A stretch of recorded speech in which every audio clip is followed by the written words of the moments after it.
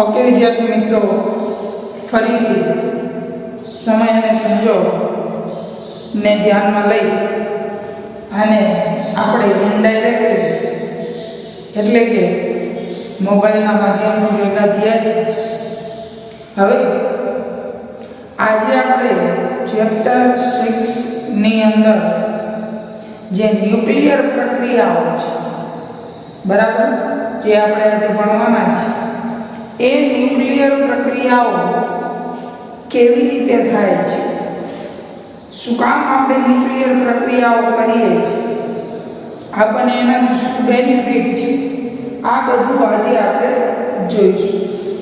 હવે વિદ્યાર્થી મિત્રો, જ્યારે આપણે ન્યુક્લિયર ઉર્જાની વાત કરીએ ત્યારે સૌપ્રથમ આપણને બાઇન્ડિંગ એનર્જી આ ખબર હોવી જોઈએ.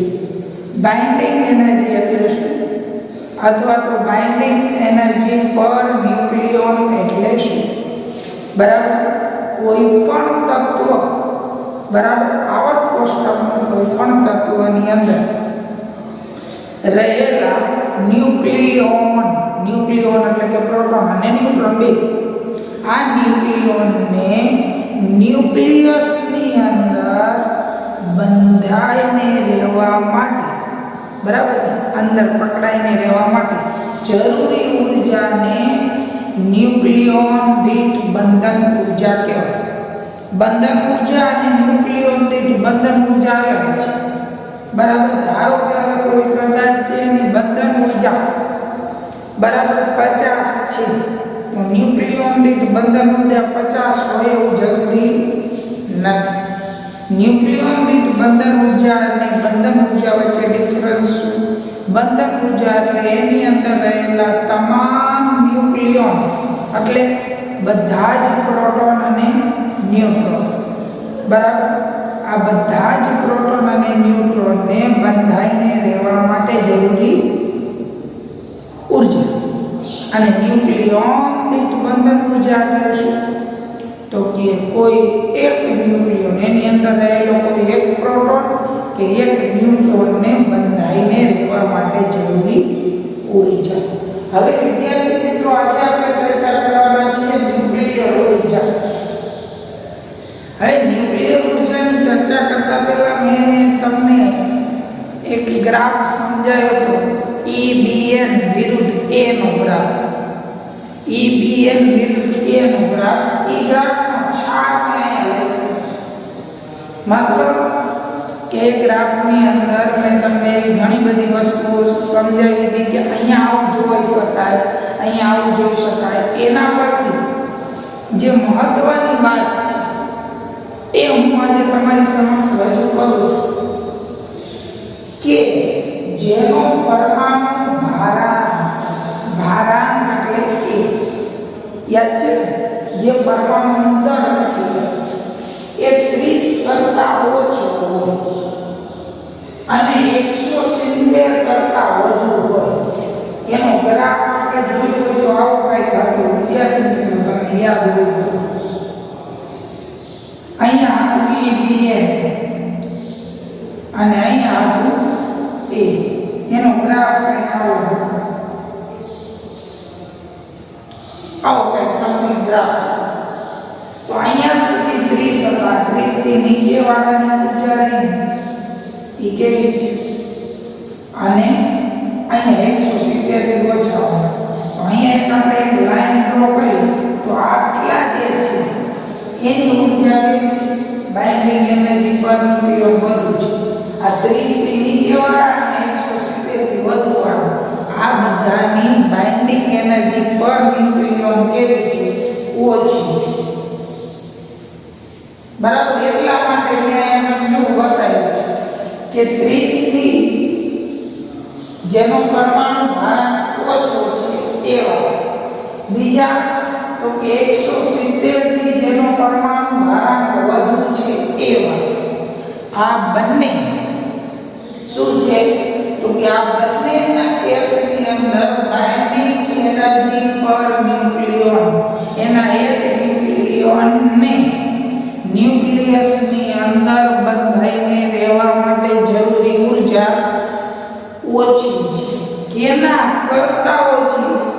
મતલબ કેવી રીતે ઓછી? ઓછું કે વધુ તમે બોલો છો ત્યારે સંદર્ભ લેવો જરૂરી છે. તો 30 અને 170 જેનો પરમાણુ ધારાંક 30 થી વધુ છે અને 170 થી ઓછો છે એની બાઇન્ડિંગ એનર્જી પર ન્યુક્લિયોન બરાબર અથવા તો ન્યુક્લિયોન દીઠ બંધન ઊર્જા કેવી છે? વધારે છે. કેવી છે? વધારે છે. કેવી વધારે છે? કે જેનો 30 થી 170 ની વચ્ચે પરમાણુ ધારાંક છે બરાબર. તો એની EDN નું મૂલ્ય આની કમ્પેરિઝનમાં કેવું છે? વધારે છે. રેડી? ચાલો હવે તો કે હવે આપણે આની શું જરૂર છે? આ તો આપણને ખબર હતી ના. આપણે આ જે માહિતી લઈને એના ઉપર થોડું લોજિક લગાવીએ. ધારો કે આપણે કોઈ એક તત્વ પસંદ કર્યું, એ તત્વ રહ્યો એ આમાંથી છે. કેમાંથી છે? 30 થી 170 બરાબર. અથવા તો તમે એમ કહી શકો 170 થી ઉપર વાળો છે. કેવો છે? 170 થી ઉપર વાળો અથવા તો 30 થી નીચે વાળો છે. તો હવે ધારો કે આપણે 170 થી ઉપર વાળો છે એટલે એની બાઇન્ડિંગ એનર્જી પર ન્યુક્લિયોન કેવી હશે? ઓછી હશે. તો હવે એને આપણે ન્યુક્લિયર પ્રક્રિયાની મદદથી 170 થી ઉપર પરમાણુ ક્રમાંક ધરાવતો હોય એને આપણે કટકા કરી અને બે નાના નાનામાં વિભાજન કરીએ અને નાના નાનામાં વિભાજન કરીએ ને એ આ વિસ્તારમાં આવે કે એનો પરમાણુ ક્રમાંક આ વિસ્તારમાં હોય એટલે 30 થી મોટો હોય ને 170 થી વધુ હોય. તો તમે જુઓ અહીંયા થયું શું કે તમે ઓછી બંધન ઊર્જા ન્યુક્લિયરની બંધન ઊર્જા કેવી હતી? ઓછી. કેમ કે તમે પસંદ કર્યો એનો એન મૂલ્ય 170 કરતા વધુ હતું બરાબર. હવે એના બે વિભાજન કર્યા અને વિભાજન કર્યા એની અંતે જે તમને બે તત્વો મળ્યા એ બંને તત્વોના એન મૂલ્ય આ વિસ્તારમાં. કયા વિસ્તારમાં? તો કે 30 થી 170. તો તમે બાઇન્ડિંગ એનર્જી પર ન્યુક્લિયોન કેવી લીધી? ઓછી. એમાંથી બે એવા તત્વ બનાવ્યા કે જેની બાઇન્ડિંગ એનર્જી પર ન્યુક્લિયોન મૂળ તત્વ કરતાં પણ કેવી છે? વધારે. તો એનો મતલબ તમે આ પ્રક્રિયાથી મળી શું? આ પ્રક્રિયા કરવાથી ફાયદો શું થયો? તો કે ઊર્જા મળી. શું મળી? ઊર્જા. વધારાની શું મળી? ઊર્જા. અને ઊર્જા એ જ આપણી સમસ્યા છે. કેમ કે ઊર્જા માટે જ આપણે લાઇટ બિલ ભરીએ છીએ, પેટ્રોલ બિલ ભરીએ છીએ બરાબર. વોટેવર એની કાઇન્ડ ઓફ ઊર્જાનો જે આપણે યુઝ કરીએ છીએ જે પ્રકારની એના આપણે બિલ ભરીએ છીએ. તો ઊર્જા આપણે જો ન્યુક્લિયર પ્રક્રિયાની મદદથી મેળવી શકીએ અને એનું એ સસ્તી પણ હોય તો કે લાઇટ બિલની જે સમસ્યા છે બરાબર એ ઘણા બધા અંશે આપણે કેવી થઈ શકીએ? સોલ્વ થઈ શકે. લાઇટ બિલ જ નહીં પણ ઘણા બધા પ્રકારની આપણે ઊર્જાનો ઉપયોગ કરીએ છીએ. નેચરલ ગેસ એલપીજીનો ઉપયોગ કરીએ છીએ બરાબર. પછી સીએનજીનો યુઝ કરીએ છીએ, પેટ્રોલિયમ પ્રોડક્ટનો યુઝ કરીએ છીએ. તો ક્યાંક ને ક્યાંક જો ન્યુક્લિયર પ્રક્રિયા રહી એને આપણે વ્યવસ્થિત રીતે કરાવી અને આ મેં કીધું એમ કે એક મોટું તત્વ લીધું કે જેનો પરમાણુ દળાંક કેટલો હતો? મોર ધેન 170 170 કરતાં વધુ. અને આપણે એમાંથી બે એવા તત્વ બનાવ્યા કે જેની બાઇન્ડિંગ એનર્જી પર ન્યુક્લિયોન ઓના મૂળ તત્વ કરતાં પણ વધારે. તો એનો મતલબ આવા સંજોગોમાં આપણને ઘણી બધી ઊર્જા મળી શકે. હજી તમને આની અંદર કેટલી ઊર્જા ઉત્પન્ન થાય ને એ વાત તો કહી જ નહીં. હકીકતમાં આની અંદર ઘણા બધા પ્રમાણમાં ઊર્જા ઉત્પન્ન થાય અને એ ઊર્જા એમઈડી રેન્જમાં હોય છે. કેમાં હોય છે? MeV mega electron volt. એનો મતલબ કે આ ન્યુક્લિયર પ્રક્રિયાઓ ઉર્જા તો આપણને બીજી પ્રક્રિયાથી મળે છે. આપણે સોલાર ઉર્જાનું વિદ્યુત ઉર્જામાં રૂપાંતર કરીએ છીએ, વિન્ડ ઉર્જાનું કરીએ છીએ, બરાબર. પછી ટર્બાઇન દ્વારા આપણે પાણીના ફોર્સ વડે ઉર્જા. તો આ કરવાની શું જરૂર? તો કે આમાં થોડું કામ કરો અને ખૂબ જાજી ઉર્જા ઉત્પન્ન થાય છે. એટલા માટે આપણે ન્યુક્લિયર પ્રક્રિયામાં વધારે ઇન્ટરેસ્ટેડ છીએ, બરાબર. ચલો હવે જોઈએ તો આપણે ન્યુક્લિયર પ્રક્રિયા હજી સુધી ચાલુ કેમ નથી કરી? આપણે કેમ હજી વિન્ડમિલનો જ ઉપયોગ કરી, સોલાર પ્લેટનો જ ઉપયોગ કરી, ટર્બાઇનનો જ ઉપયોગ કરી? ચાલુ કરી દો ન્યુક્લિયર. પણ ન્યુક્લિયર ઉર્જા બનાવવી એટલી પણ સહેલી નથી, બરાબર. એની અંદર પણ ઘણી મુશ્કેલી છે. પહેલા તો આપણે ન્યુક્લિયર ઉર્જા બે રીતે તમે ઉત્પન્ન કરી શકો. મેં પહેલું કીધું કે એક ભારે ન્યુક્લિયસ કીધું. ભારે ન્યુક્લિયસ એટલે કે જેનો પરમાણુ ઘનત્વ 170 કરતા કેવો હોય? મોટો. ભારે ન્યુક્લિયસ નું વિખંડન કરો અને બે હલકા ન્યુક્લિયસ બનાવો, બરાબર. તો આ પ્રક્રિયાને શું કહેવાય? ન્યુક્લિયર વિખંડન. વિખંડનમાં શું થાય? 1 into many, બરાબર. એટલે કે એકમાંથી બે. 1 into many મતલબ એક ભારે ન્યુક્લિયસ લીધું અને આ ભારે ન્યુક્લિયસમાંથી તમે બે હલકા ન્યુક્લિયસ બનાવ્યા. શું કહેતા? હલકા મતલબ કે જેનો પરમાણુ ક્રમાંક, આનો પરમાણુ ક્રમાંક કેવો હતો? 170 કરતા મોટો. હવે અહીંયા જે એમાંથી તમે બે બનાવ્યા એનો કેટલો હશે? તો કે 30 થી 170 ની વચ્ચે. એનો મતલબ કે જ્યારે ભારે ન્યુક્લિયસનું વિખંડન કરી, બરાબર, અને બે હલકા ન્યુક્લિયસ બનાવવામાં આવે ત્યારે જે ન્યુક્લિયર પ્રક્રિયા થાય છે એને કહેવાય ન્યુક્લિયર વિખંડન. અને એને ઇંગ્લિશમાં કહીએ છીએ ન્યુક્લિયર ફિશન. શું કહીએ છીએ? ફિશન. હવે તો કે આ જ પ્રક્રિયા બીજી રીતે પણ વિચારી શકીએ આપણે કે બે હલકા ન્યુક્લિયસને લઈ અને એક ભારે ન્યુક્લિયસ બનાવી. તો કે બે પાસે ઘણી બધી ઉર્જા હશે. ભારે હશે એને જોશે ઉર્જા કે ઓછી, તો જે ઉર્જા વધશે એ ઉર્જાનું ઉત્સર્જન થશે. તો એનો મતલબ અહીંયા આપણે શું કહીએ છીએ? એટલા માટે આ ન્યુક્લિયરની બીજી પ્રક્રિયા જેને આપણે કહીએ છીએ ન્યુક્લિયર સંલયન. એમાં શું કરશું? બે હલકા ન્યુક્લિયસને ન્યુક્લિયર પ્રક્રિયા કરાવી અને એક શું બનાવશું? ભારે ન્યુક્લિયસ. તો અહીંયા આપણે શું કરવાના છીએ? તો કે many into 1 એટલે many into 1 એટલે કે બે ભારે ન્યુક્લિયસ લેશું જેમાંથી બે હલકા ન્યુક્લિયસ લેશું જેનું આપણે કહેવાના તો કે ભારે ન્યુક્લિયસની અંદર રૂપાંતર કરશું, બરાબર. હલકા ન્યુક્લિયસનું આપણે કેમાં રૂપાંતર કરશું? ભારે. હલકા અને ભારે એટલે શું? તો કે એના મૂલ્ય પર આધાર. એ મૂલ્ય 170 કરતા વધુ તો ભારે ન્યુક્લિયસ, બરાબર. પરમાણુ ભારાંક જો આપણે ભારે અને હલકા ન્યુક્લિયસ ની જે વાત કરીએ છીએ પરમાણુ ભારાંક કેના મુજબ કરીએ છીએ? પરમાણુ ભારાંક.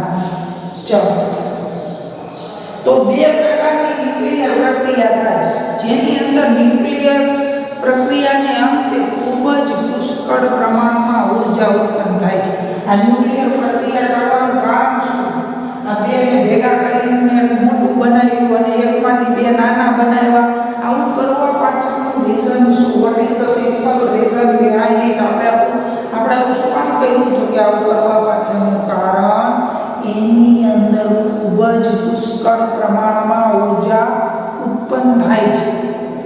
એ ઉર્જા લઈ આપણી માટે મહત્વની છે. ચલો હવે હું તમને પહેલા તો એક ન્યુક્લિયર વિખંડન પ્રક્રિયા સમજાવું. મતલબ એક ભારે ન્યુક્લિયસ લઉં એને બે હલકા ન્યુક્લિયસમાં વિભાજન કરું. બરાબર. હવે ભારે ન્યુક્લિયસ તરીકે હું યુરેનિયમ લઈ લઉં. શું લઉં? યુરેનિયમ. તો જો યુરેનિયમ 235 એનો પરમાણુ ક્રમાંક છે. 235 એનો પરમાણુ દળાંક અથવા પરમાણુ ભારાંક છે. તો 170 કરતા વધુ થયું એનો મતલબ આ કેવું ન્યુક્લિયસ લીધું મેં? ભારે ન્યુક્લિયસ. હવે યુરેનિયમ 235 છે એ ન્યુક્લિયર પ્રક્રિયા માટે સક્ષમ નથી. પણ યુરેનિયમનો જો બીજો આઇસોટોપ લેવામાં આવે કયો 236 તો એ ન્યુક્લિયર પ્રક્રિયા કરશે. તો પહેલા આપણી પાસે અત્યારે છે શું? તો કે હાજરમાં છે આપણી પાસે 235. બરાબર. શું એ 235? હવે તો કે આપણી પાસે 235 છે પણ 235 ન્યુક્લિયર પ્રક્રિયા કરતું નથી. હવે આ બધું આપણને કેમ ખબર પડે? તો કે આ બધી પ્રેક્ટિકલ વસ્તુ કે આ પ્રકારનો યુરેનિયમનો આઇસોટોપ લઈ અને એની ન્યુક્લિયર પ્રક્રિયા કરવામાં આવી પછી તો કે અંતે ખબર પડી કે યુરેનિયમ 235 એ ન્યુક્લિયર પ્રક્રિયા કરશે નહીં. અને જો યુરેનિયમનો બીજો આઇસોટોપ 236 લેવામાં આવ્યો તો એને કઈ તો આપણી પાસે અત્યારે યુરેનિયમ 235 છે. 235 છે. તો સૌપ્રથમ આપણે શું કર્યું? તો કે યુરેનિયમને 236 માં કન્વર્ટ કરવું છે. કન્વર્ટ કરવું છે એટલે પરમાણુ ભારાંક વધારવો છે. શું વધારવો છે? ભારાંક. હવે આપણને ખબર છે પરમાણુ ક્રમાંક એટલે શું? પ્રોટોન અને ઇલેક્ટ્રોનની સંખ્યા. જો આમાં એકાદો પ્રોટોન કે ઇલેક્ટ્રોન ઉમેરાય ને બરાબર તો પરમાણુ ક્રમાંક બદલી જાય. અને ક્રમાંક બદલી જાય તો એ યુરેનિયમ જ ન હોય. બરાબર ને? સીધી વાત છે. સિમ્પલ કેમિસ્ટ્રી કે જો એનો પરમાણુ ક્રમાંક બદલી જાય છે તો પછી યુરેનિયમ જ રહેતો નથી. એટલે આપણે ક્લિયરલી કહી શકીએ કે ભાઈ જો આપણે આનો પરમાણુ ભારાંક બદલાવવો છે 236 કરવો છે તો ઇલેક્ટ્રોન કે પ્રોટોન આમાં વધારી શકાય નહીં. કેમ કે જો ઇલેક્ટ્રોન કે પ્રોટોન વધારવા જશો તો પરમાણુ ક્રમાંક બદલાઈ જશે અને જે બદલાઈ જાય તો પરમાણુ તત્વ બદલાઈ જશે. એટલા માટે જ આપણે આઇસોટોપની વ્યાખ્યાને ધ્યાનમાં લેશું કે પરમાણુ ક્રમાંક સમાન હોય પણ ભારાંક કેવા હોય? અલગ અલગ. એનો મતલબ કે આપણે હવે આની અંદર એક ન્યુટ્રોન ઉમેરાશે એટલે પરમાણુ ક્રમાંકમાં કોઈ ફરક પડશે નહીં. શેમાં ફરક પડશે? તો કે પરમાણુ ભારાંક. કેમ કે ન્યુટ્રોન અહીંયા શું હોય છે? 0. અહીંયા શું છે? 1. એનો મતલબ કે આ ન્યુટ્રોન છે એ પરમાણુ ક્રમાંક બદલાવશે નહીં. ખાલી શું બદલાવશે? પરમાણુ ભારાંક. તો જ્યારે આપણો ન્યુટ્રોન આ ન્યુટ્રોનને આપણે થર્મલ ન્યુટ્રોન કહેશું. શું કહેશું? Thermal neutron. અથવા તો બીજી ભાષામાં આપણે આ પ્રકારના ન્યુટ્રોનને ધીમા ન્યુટ્રોન પણ કહીએ છીએ. શું કહીએ છીએ? ધીમા ન્યુટ્રોન અથવા તો થર્મલ ન્યુટ્રોન. હવે આ જે થર્મલ ન્યુટ્રોન છે એ આપણે આને આપશું એટલે જો 12 + 0 એટલે કેટલા રહેશે? અહીંયા મેં એક સ્ટેપ લખ્યું નથી. હકીકતમાં તમને લખીશ તો વધારે સમજાશે. આ સ્ટેપ છે હું અહીંયા લખું છું. અહીંયા ડાયરેક્ટ આ સ્ટેપ નથી. એનો મતલબ હું આને થોડી વાર પ્રશ્ન કરું છું. આ બંને સાથે પ્રક્રિયા થઈ અને અહીંયા બનશે એક તત્વ જે તત્વ હશે યુરેનિયમ. 92 + 0 એટલે કેટલા રહેશે? 92. 235 + 1 એટલે કેટલા થઈ જશે? 236. હવે તો કે હવે આ તત્વ પ્રક્રિયા કરી અને આ રિઝલ્ટ મળશે. એનો મતલબ આ રિઝલ્ટ આપેલું નથી. સમજાય તમને મારી વાત? તો પહેલા તો આપણે યુરેનિયમ 235 જે ન્યુક્લિયર પ્રક્રિયા માટે સક્ષમ નહોતું એને થર્મલ ન્યુટ્રોન સાથે પ્રક્રિયા કરી અને તેમાં રૂપાંતર કર્યું યુરેનિયમના જે આઇસોટોપ જેનું નામ છે 92236. બરાબર. હવે આ 92236 આપણું ભારે ન્યુક્લિયસ બની ગયું. શું બની ગયું? ભારે ન્યુક્લિયસ. આવું આપણે કરવાની જરૂર શું કામ પડી? 235 હોત, 235 જગ્યાએ 236 લીધું હોત તો યુરેનિયમને આપણને ખનિજ સ્વરૂપે મળે છે. તમને ખબર છે ખનિજ ધાતુ આ બધી વાત તમને પ્રેક્ટિકલી ખબર જ છે, એટલે એમાં ડીપમાં નથી જતો. તો દરેક વખતે આપણને તત્વો અલગ અલગ આઇસોટોપ સ્વરૂપે મળે છે. બધા જ આઇસોટોપ હોતા નથી. તો આપણને વધુ પ્રમાણમાં કયા સ્વરૂપે મળે છે? 235. યુરેનિયમ 235 સ્વરૂપે મળે છે. એટલા માટે જો આપણે એને 236 સ્વરૂપે વાપરવું હોય તો આપણે થર્મલ ન્યુટ્રોન સાથે પ્રક્રિયા કરી અને એમાં રૂપાંતર કરવું પડે. ચાલો હવે આપણે યુરેનિયમ 92236 આ આપણું ભારે ન્યુક્લિયસ છે. એની હવે આપણે ન્યુક્લિયર વિખંડન પ્રક્રિયા કરવી છે. શું કરવી છે? ન્યુક્લિયર વિખંડન પ્રક્રિયા. હવે આ ન્યુક્લિયર વિખંડન પ્રક્રિયા કરી તો કે આ ભારે ન્યુક્લિયસમાંથી બે હલકા ન્યુક્લિયસ બન્યા. એક બન્યું બેરિયમ અને એક બન્યું ક્રિપ્ટોન. શું બન્યું? બેરિયમ અને ક્રિપ્ટોન. તો હવે જો બેરિયમનો પરમાણુ ક્રમાંક છે 56 અને ક્રિપ્ટોનનો છે 36. આ બેનો આપણે સરવાળો કરીએ 36 6 6 12 12 નો પકડો વધી પડી 5 ને 3 8 ને 9 એટલે 92 થઈ ગયા. પરમાણુ ક્રમાંક રેડી. બરાબર. કેમ કે અહીંયા 92 હતા. હવે આ બે બન્યા એના પરમાણુ ક્રમાંકનો સરવાળો કર્યો તો 92 થઈ ગયા બે બાજુ. આ બાજુ પ્રક્રિયક છે અને આ એની શું છે? નિપજ. પ્રક્રિયક અને નિપજ. તમે જે પ્રક્રિયકમાંથી નિપજ મેળવો છો એને પ્રક્રિયકનો પરમાણુ ક્રમાંક 92 છે અને નિપજનો પરમાણુ ક્રમાંક 3 થઈ જાય તો તમારી આ ન્યુક્લિયસ પ્રક્રિયા કેવી છે? ખોટી છે. બે બાજુ પરમાણુ ક્રમાંક અને પરમાણુ ભારાંક ક્રિયા ઈ બે કેવા હોવા જોઈએ? સરખા જ થવા જોઈએ. હવે જો અહીંયા 144 અહીંયા કેટલા છે? 89. હવે 89 કરતા 144 કરીએ આપણે. બરાબર. તો આપણને જવાબ મળે છે 233. સમજો? 233 જવાબ મળે. કેટલો જવાબ મળે? 233. બરાબર. તો હવે 233 મળે. અહીંયા આપણી પાસે કેટલા લીધેલા? 236.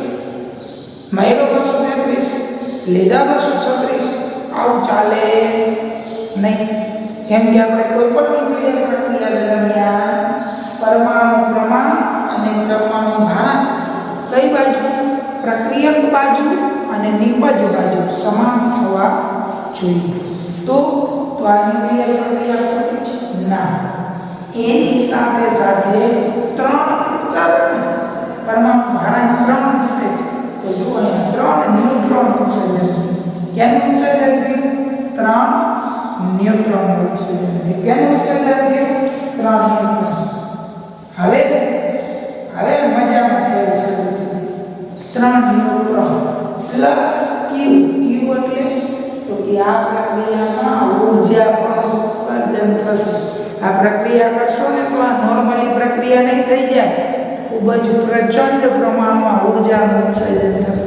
તો હવે આ ઊર્જા શું સીધી આગ લાગશે? ના. તો કે ઈ ઊર્જા હશે એ આ ન્યુટ્રોનની ગતિ ઊર્જા સ્વરૂપે ઉત્સર્જન થશે.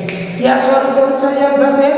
ન્યુટ્રોનની ગતિ ઊર્જા સ્વરૂપે. એનો મતલબ કે આમાં બેરિયમ અને ક્રિપ્ટોન મળ્યા પછી જે આ 3 વધારાના ન્યુટ્રોન મળે ને એની ગતિ ઊર્જા સ્વરૂપે અહીંયા શું ઉત્સર્જન થશે? ઊર્જા. હવે આ ન્યુટ્રોન અને આ ન્યુટ્રોન બે સરખા કે અલગ છે? આ ન્યુટ્રોન અને આ ન્યુટ્રોન બે અલગ છે. હા, આ બંને ન્યુટ્રોન અલગ અલગ છે. આ ન્યુટ્રોન ઉત્સર્જન થયેલા છે. આ ધીમા ન્યુટ્રોન છે. પ્રક્રિયા કરવા માટે જરૂરી ન્યુટ્રોન જેને આપણે ધીમા ન્યુટ્રોન અથવા તો થર્મલ ન્યુટ્રોન કહીએ છીએ. અને આ ન્યુટ્રોન છે પ્રક્રિયા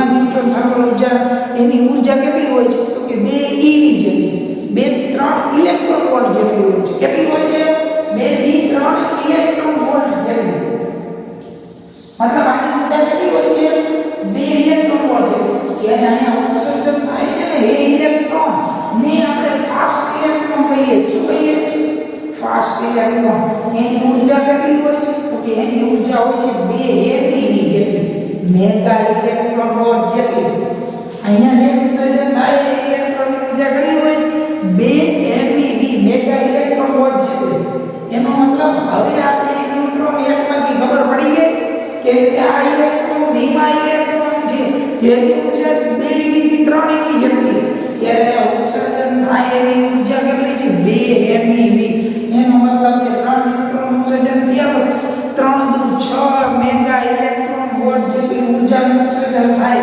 ક્યારે તો કે ભારે ન્યુક્લિયસનું વિખંડન કરી અને 2 હલકા ન્યુક્લિયસ બનાવ્યા તો હાલવા ઉર્જા એટલા માટે અહીંયા Q શું દર્શાવે કે ભારે ઉર્જા પર ઉત્સર્જન થાય છે તો હવે તો કે ફરીથી આ ન્યુટ્રોનને આમાં જવા દો ફરીથી આ પ્રક્રિયા કરો ફરીથી જવા દો ફરીથી પ્રક્રિયા અહીંયા જવા દો તો આ ન્યુટ્રોન અહીંયા જાય તો શું થાય તો કે જેવી રીતે 235 માંથી 236 બની ગઈ પછી 236 માંથી ફરીથી આ બની ગઈ ના 235 માંથી 236 બનાવવા માટે જે ન્યુટ્રોનની જરૂર છે એ ન્યુટ્રોન છે થર્મલ ન્યુટ્રોન કેવો ન્યુટ્રોન થર્મલ જેની ઉર્જા 2 eV છે જ્યારે અહીંયા ઉત્સર્જિત થતો ન્યુટ્રોન છે એ કેવો છે ફાસ્ટ ન્યુટ્રોન જેની ઉર્જા 2 eV છે જો આ ન્યુટ્રોનને આપણે અહીંયા મોકલી દઈએ તો પછી ન્યુક્લિયર પ્રક્રિયા તો થાય પણ એ ન્યુક્લિયર પ્રક્રિયા નિયંત્રણમાં ન થાય કેમાં થાય અનિયંત્રણ અને અનિયંત્રણમાં કોઈ ન્યુક્લિયર પ્રક્રિયા થાય ને કોઈ એક સિટી મોટા સિટીમાં થતું હોય ધારો કે અમદાવાદ જેવા સિટી મોટું ખૂબ જ સિટી એમાં અનિયંત્રણ સ્વરૂપમાં જો કોઈ ન્યુક્લિયર પ્રક્રિયા થાય ને તો પછી લોકો એમ બોલે કે અમદાવાદ હતું છે નહીં શું થઈ જાય હતું એટલા માટે જ આ ન્યુક્લિયર પ્રક્રિયાઓને ખૂબ સાવચેતીપૂર્વક કરવી જરૂરી છે એનો મતલબ કે અહીંયા જે ફાસ્ટ ન્યુટ્રોનનું ઉત્સર્જન થાય એને અહીંયા ડાયરેક્ટ મોકલી દે તો ભુજ હતું થઈ જાય છે નહીં હતું બરાબર તો એનો મતલબ ભૂતકાળ કરનાર ભવિષ્યમાં આપણે આના ઉદાહરણો જોયા જ છે અણુબોમ્બ સ્વરૂપે અણુબોમ્બ અને ન્યુક્લિયર રિએક્ટર આ બેમાં ન્યુક્લિયર પ્રક્રિયા થાય છે તો ફરક શું તો કે અણુબોમ્બ રહ્યો ને એમાં અનિયંત્રણ સ્વરૂપે થાય છે અને ન્યુક્લિયર રિએક્ટરમાં કેવું થાય નિયંત્રિત સ્વરૂપમાં થાય છે એનો મતલબ નિયંત્રણમાં થાય ન્યુક્લિયર પ્રક્રિયા તો ઘણી બધી ઉર્જા મળે અને અનિયંત્રણમાં જો ન્યુક્લિયર પ્રક્રિયા થાય બરાબર તો ઘણું બધું હતું થઈ જાય શું થઈ જાય ઘણું બધું હતું છે એટલા માટે હવે દરેક વખતે આપણે થર્મલ ન્યુટ્રોન લેવા જવા એ મુશ્કેલી છે તો હવે તો કે હવે આ ફાસ્ટ ન્યુટ્રોન બરાબર ને આપણે એની પાસેથી ધીમે ધીમે કરી અને કંઈક ઉર્જા લઈ એની ઉર્જા ઓછી કરી નાખી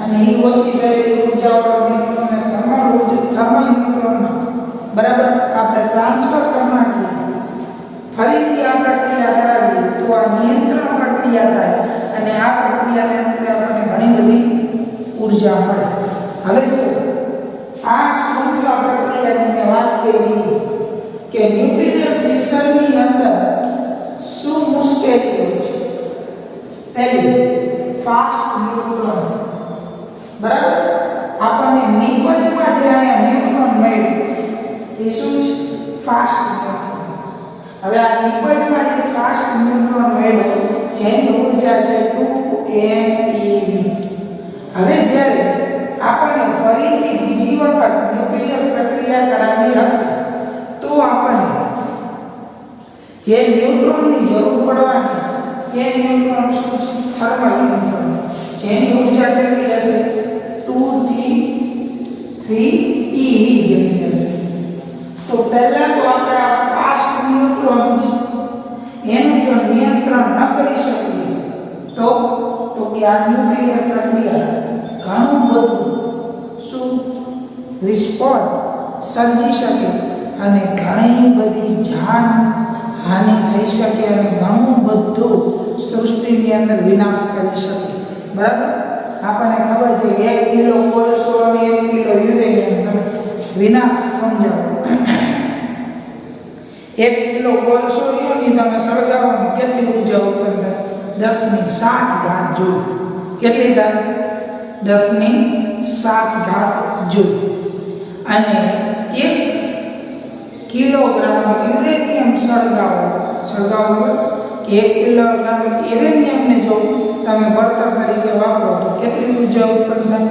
10⁻14 જૂલ. મતલબ કેટલા ગણ? બરાબર, કેટલા ગણ?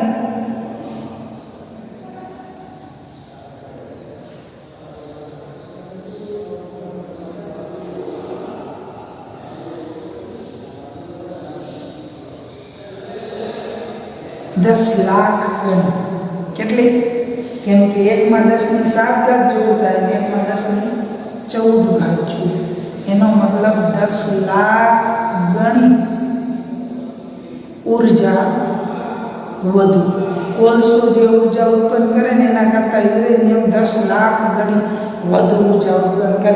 એનો મતલબ 1 કિલો કોલસો સળગાવે તો 1 રૂમ ગરમ થઈ જાય.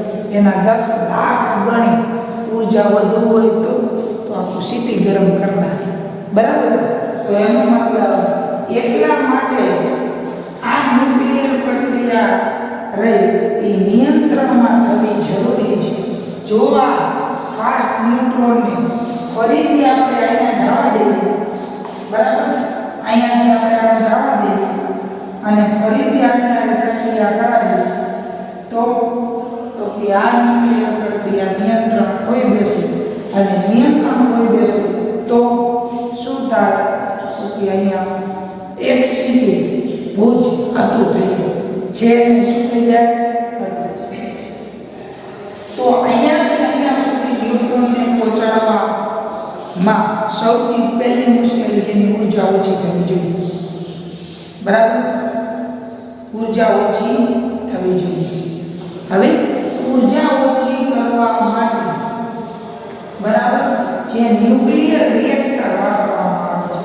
શું વાપરવામાં આવે છે? Nuclear reactor. ન્યુક્લિયર રિએક્ટરની અંદર અંતર્ગોળ એવી સપાટીઓ વાપરવામાં આવે. આ પ્રકારની અંતર્ગોળ સપાટીઓ વાપરવામાં આવે જેની આજે ન્યુટ્રોન વારંવાર અથડાશે. જેટલી વાર અથડાય એટલી વાર એ સપાટીને કંઈક ઊર્જા આપશે ને, એટલે એની માં એટલી ઓછી થશે, ઊર્જા તો સંરક્ષણ થાય છે.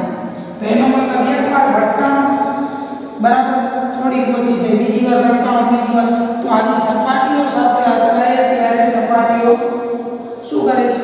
કંઈક ઊર્જા એને આપી દે છે. એમ ન્યુટ્રોનની ઊર્જા ઓછી થતી જાય. અથડાવણ દરમિયાન એની ઊર્જા કેવી થતી જાય? ઓછી. તો આપણને એમ થાય કે સપાટીની ઊર્જા મળશે, સપાટીની ઊર્જા વધી નહીં જાય તો કે અહીંયા ગરમ પાણી અથવા તો જેને આપણે કહીએ છીએ D2O ભારે પાણીની લોખંડની નળીઓ અહીંયા રાખવામાં આવે છે.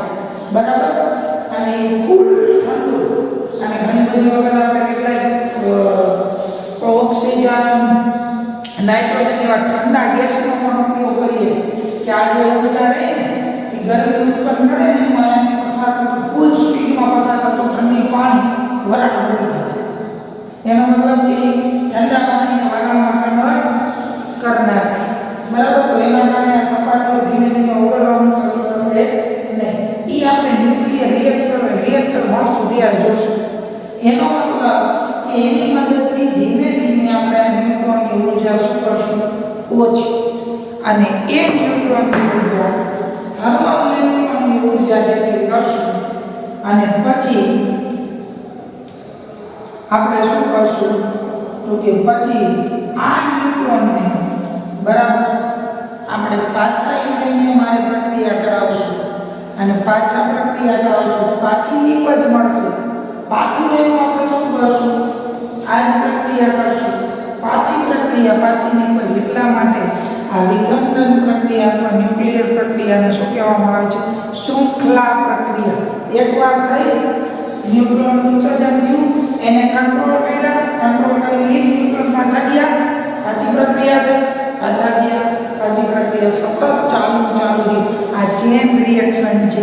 એક ન્યુક્લિયસ પ્લાસ્ટિક બીજી વાર 3 થશે કેમ કે 3 ઉપર ગયા. ન્યુક્લિયર પ્રક્રિયામાં હકીકતમાં જો એની રેન્જ જોવામાં આવે તો 2/3 ન્યુટ્રોન ઉત્સર્જન થાય. એક ન્યુક્લિયર પ્રક્રિયા દરમિયાન 2/3. આ અપૂર્ણાંકમાં કેમ? તો કે અમુકમાં 3 થાય અને અમુકમાં 2, પણ સરેરાશ લઈએ તો 2/3 ન્યુટ્રોન ઉત્સર્જન થાય. તો એનો મતલબ કે અહીંયા એક ન્યુટ્રોનમાંથી આપણે કેટલા ઉપર ગયા? 3. હવે 3 ભટકાશે. 3 કેટલા કરશે? તો કે 3 તેરી 9. 9 કેટલા કરશે? બરાબર સમજી ગયા તમે? 27 કેટલા કરશે? આગળ ગુણાકાર કરતા હતા. એનો મતલબ કે આ પ્રક્રિયા કેવી પ્રક્રિયા? શૃંખલા પ્રક્રિયા. એટલા માટે જ આને હરગાવી દીધી ને પછી આ કેટલે જઈને ઊભી રહી એનું કાંઈ નક્કી હોતું નથી. અને એ યુરેનિયમ રહ્યું ને એ કેવું તત્વ છે? Radio active. તો આ જ્યાં લગીની પૃથ્વી ઉપર એનો અંશ હશે ત્યાં લગીને એની સાબિતી દેખાડશે. એટલા માટે જ હિરોશીમા અને નાગાસાકીમાં આજની તારીખમાં રેડિયો એક્ટિવિટીથી બચવા માટે લોકોને સ્પેશિયલ પ્રકારના ઇન્જેક્શનને ડોઝ આપવામાં આવે છે. એમ છતાં પણ ત્યાં અત્યારે જન્મેલા બાળકોમાં કંઈક ને કંઈક ખોડખાપણો જોવા મળે છે. બરાબર? એનું કારણ તો કે અહીંયા રહેલો યુરેનિયમનો જે એટમનો ભેગો છે એ હજી સંપૂર્ણ એનું મેં સરેરાશ જીવનકાળ કીધો હતો ને એટલે કે એનું હજી સંપૂર્ણ ઉત્સર્જન કરવાની કેપેસિટી પૂરી નથી થઈ ગઈ. શું થઈ છે? દર ધીમો થઈ ગયો છે, પૂરું થયો નથી. એટલા માટે આ ન્યુક્લિયર રિએક્ટરની અંદર જે યુરેનિયમ વાપરીને પછી યુરેનિયમ વાપરવા લાયક ન રહીએ ને ત્યારે એનો કચરો રહ્યો એ ફેંકવો પણ એક મુશ્કેલી છે. ન્યુક્લિયરમાં આપણે જાજો કચરો થઈ જાય યુરેનિયમ રેડિયોએક્ટિવ તત્વ તો પછી એ તત્વ ફેંકવાનું ક્યાં? ગમે ત્યાં ફેંકશું તો એ નુકસાન કરશે. બરાબર? તો એ પણ એક મુશ્કેલી છે. એનું સોલ્યુશન પણ આપણે જોશું આગળ. હવે બીજી વાત કે આ જે ન્યુક્લિયર વિખંડન પ્રક્રિયા થાય છે ન્યુક્લિયર રિએક્ટરની અંદર, એમાં બીજું મહત્વની એક વસ્તુ જે આપણે શીખવાની અથવા તો જે આપણને ખબર હોવી જોઈએ એ છે ગુણાંક અંક, જેને આપણે કહીએ છીએ કેપિટલ કે ગુણાંક અંક. ન્યુક્લિયર શૃંખલા પ્રક્રિયાનો ગુણાંક અંક. ગુણાંક અંક એટલે શું? એક પેઢીના ન્યુટ્રોનને ઉર્જાવેલ વિખંડનની સંખ્યા. એક પેઢીના અંદર આપણે એકવાર પ્રક્રિયા કરી એને ઉર્જાવેલ વિખંડનની સંખ્યા કરી છે 3. બરાબર? હવે આની અગાઉની પેઢી, આ તો શૃંખલા પ્રક્રિયા ચાલુ થઈને અગાઉ, તો એની અગાઉ કેટલા ઉત્સર્જન થયા હતા? તો કે 2 કે 3. બરાબર? જવાબ એવા જ હશે. તો એનો મતલબ અત્યારે ઉત્સર્જન થયા અને એની અગાઉની પેઢીએ ઉર્જાવેલ વિખંડનની સંખ્યા. ઈ બેના ગુણોત્તરને શું કહેવાય? ગુણાંક અંક. ફરીથી એક પેઢીના ન્યુટ્રોનને ઉર્જાવેલ વિખંડનની સંખ્યા. બરાબર? એટલે કે અત્યારે જે વિખંડન પ્રક્રિયા થઈ એના અંતે બરાબર કેટલા વિખંડન ન્યુટ્રોનને કર્યા? તો કે 3. એની અગાઉ કેટલા કર્યા હતા? તો કે 2 કે 3. અહીંયા અગાઉની પેઢીના ન્યુટ્રોનને ઉર્જાવેલ વિખંડનની સંખ્યા. તો અહીંયા આપણે જવાબ લઈએ. હવે જો આપણો જવાબ 1 આવે છે, 1 આવે છે મતલબ અગાઉની પેઢીએ જેટલા વિખંડન કર્યા તેટલા જ બીજી પેઢી કરે છે, એટલા જ ત્રીજી પેઢી કરે છે. એનો મતલબ કન્ટિન્યુઅસલી આપણે ન્યુક્લિયર પ્રક્રિયા નિયંત્રણમાં આગળ ને આગળ ચાલી જાય છે. તો એનો મતલબ જો k બરાબર 1 હોય તો આપણું ન્યુક્લિયર રિએક્ટર છે એ ક્રિટિકલ કહેવાય. ક્રિટિકલ એટલે કે બરાબર ચાલે છે. પહેલી પેઢીએ જેટલા ન્યુટ્રોનનું ઉત્સર્જન કર્યું, બીજા એટલા, ત્રીજા એટલા જ વિખંડન, ચોથા એટલા જ વિખંડન. મતલબ વિખંડન વધતું નથી. એનો મતલબ નિયંત્રણમાં છે. સમજાય મારી વાત? કે પહેલી વાર 3 વિખંડન થયા, બીજી વાર 3, ત્રીજી વાર 3. તો મતલબ કેવું છે? તો કે મતલબ એકદમ સિમ્પલ. શું? તો કે આપણું વિખંડન જેવી નિયંત્રણમાં ચાલે છે. પહેલી વાર થયું, બીજી વાર, ત્રીજી વાર, ચોથી વાર. મતલબ વિખંડન નિયંત્રણમાં ચાલ્યા કરે છે. કાંઈ મુશ્કેલીઓ છે નહીં. હવે બીજું કે જો પહેલી વાર વિખંડન બીજી વાર 5, ત્રીજી વાર 18, ચોથી વાર 27. તો આ સંજોગોમાં આપણો k નું મૂલ્ય કેવું આવશે? 1 કરતાં મોટું. કેમ કે અગાઉની પેઢી કરતાં અત્યારની પેઢીએ વધુ વિખંડન કર્યા. અત્યારે 18 થી આગળ 3, 18/3, 6 જવાબ આવ્યો. એનો મતલબ કે k નું મૂલ્ય 1 કરતાં મોટું હોય. 1 કરતાં મોટું હોય એનો મતલબ સુપર ક્રિટિકલ કન્ડિશનમાં છે. કોણ? Nuclear reactor. અને જો હવે આપણે ન્યુક્લિયર પ્રક્રિયા ચાલુ રાખી આના કન્ડિશનમાં તો કે ન્યુક્લિયર રિએક્ટર પોતાનું નિયંત્રણ ગુમાવી બેસશે અને ન્યુક્લિયર બ્લાસ્ટ થવાના પૂરેપૂરા ચાન્સ છે. તો એનો મતલબ કે જો કોઈ પણ રિએક્ટર સુપર ક્રિટિકલ કન્ડિશનમાં આવી જાય તો એ રિએક્ટરને કંટ્રોલમાં લેવું જરૂરી છે. જો ન લેવામાં આવે તો ત્યાં બ્લાસ્ટ થવાના પૂરેપૂરા ચાન્સ છે. રેડી?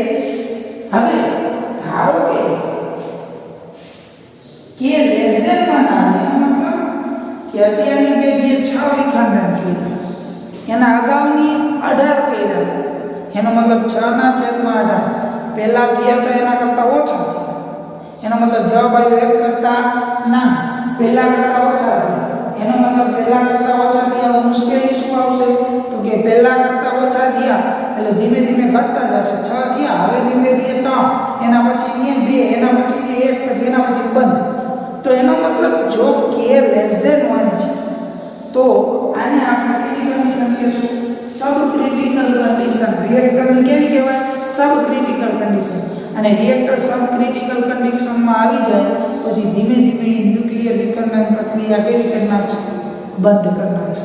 એનો મતલબ કે આ બેમાંથી એક પણ પ્રક્રિયા થવી ન જોઈએ. જો ક્રિટિકલ કન્ડિશનમાં છે ન્યુક્લિયર રિએક્ટર તો આપણું ન્યુક્લિયર રિએક્ટર વ્યવસ્થિત ચાલી રહ્યું છે. હવે ન્યુક્લિયર રિએક્ટર કેવી રીતે બનાવવામાં આવે છે એની રચના એ આપણે નેક્સ્ટ લેક્ચરમાં ચર્ચા કરશું અને આપણે અહીંયા પૂરું કરીએ. બરાબર? કેમ કે હવે છેલ્લો ટોપિક બાકી રહ્યો છે રિએક્ટર. જો કે હવે મેં બધું સમજાવી દીધું. રિએક્ટર તમે વાંચી જાઓ તો આવડી જાય એવો ટોપિક છે કે એમાં આટલા સળિયા વાપરવામાં આવે છે મોડરેટર તરીકે આમ તેમ. બરાબર? જો કોઈ મુશ્કેલીઓ હશે તો આને લઈને લેક્ચર લઈશ. અધરવાઇઝ હવે હું લેક્ચર લઈશ દાખલા. આ ચેપ્ટરના દાખલાઓ આપણી માટે મહત્વના છે. થેન્ક યુ વિદ્યાર્થી મિત્રો.